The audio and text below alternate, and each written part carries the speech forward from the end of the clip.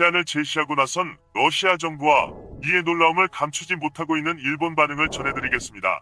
러시아는 그동안 매번 한일 갈등이 벌어질 때마다 누구보다 적극적으로 한국 편을 들고 나섰습니다. 이는 러시아가 태평양 전쟁을 비롯해 제2차 세계대전에서 그 어떤 나라들보다 피해를 많이 입은 역사적 사실도 있지만 무엇보다 한국의 잠재력을 누구보다 잘 알고 있는 나라이기 때문입니다.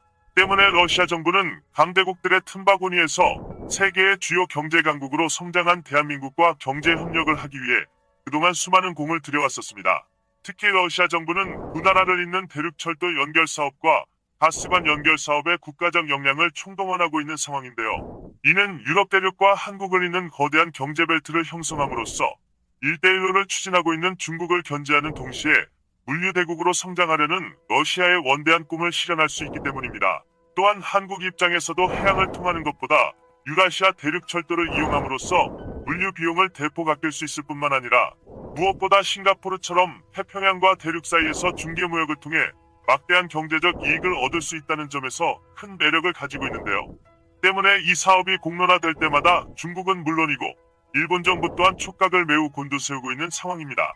이는 한국과 러시아의 대륙철도 사업이 성사되면 해양 중심의 경제 시스템을 구축해왔던 일본으로서는 주변 국가들로부터의 고립은 물론이고 해양무역과 경제 부문에서도 큰 타격을 입기 때문입니다.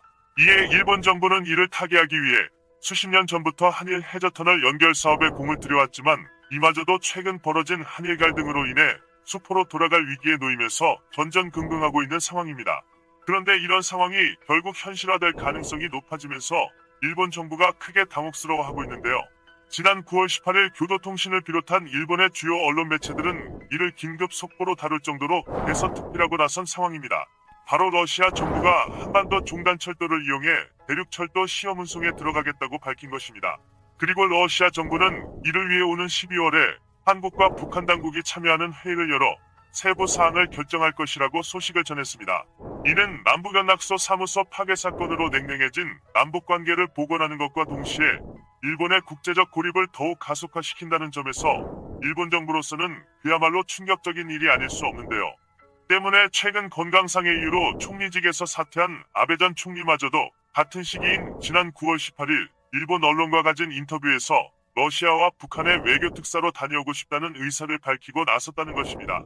이는 대륙철도 사업에 대한 일본 정부의 다급한 상황과 무관치 않아 보입니다.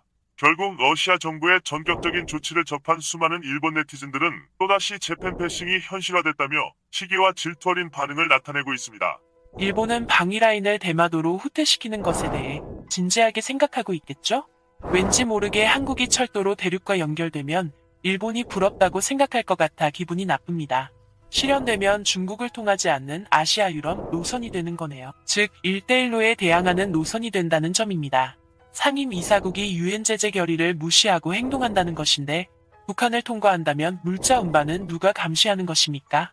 결국 대륙과 연결되지 않은 섬나라의 지리적 특성을 간과하지 않고 한일 갈등을 벌여왔던 일본 정부의 난처한 상황을 대표적으로 드러낸 사안인 만큼 앞으로의 진행 과정 또한 우리 모두 관심 깊게 지켜봐야 합니다.